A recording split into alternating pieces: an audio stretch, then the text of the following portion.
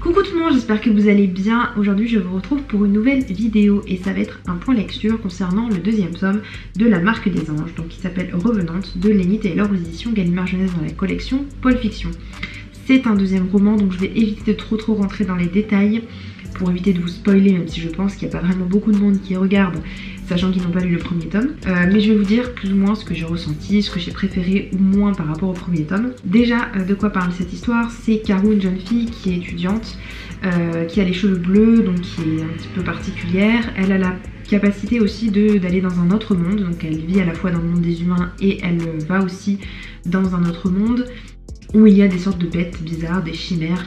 Et donc dans le premier tome, Karou, donc on avait appris qu'elle travaillait pour Sulfure, qui est une sorte de pharmacien, qui demande à Karou d'aller chercher des dents pour faire quelque chose dont on ne sait pas vraiment quoi. Bref.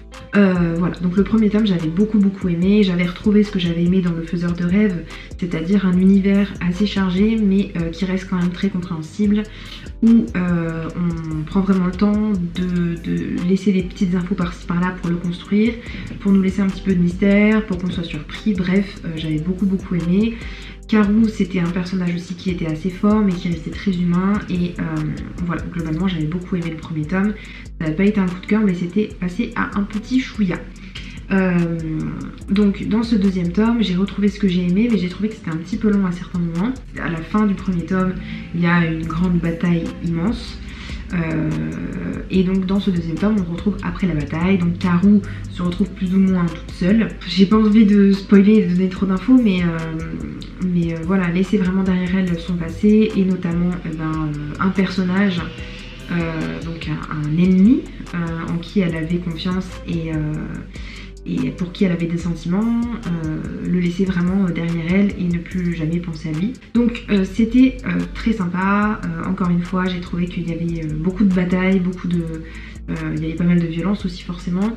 Il y a eu quelques moments où j'ai été surprise, où je m'attendais pas forcément à ça, donc j'étais super contente. J'ai quand même préféré le premier tome, mais celui-ci était vraiment super chouette. Il y a juste les scènes, voilà, de bataille où j'ai trouvé que ça tournait un petit peu en rond et que ça avançait finalement assez peu. Avec la fin j'ai vraiment l'impression qu'on va vers quelque chose à laquelle on s'attendait en fait un peu depuis le début. On tombe pas dans quelque chose de trop niais et de trop gnangnan.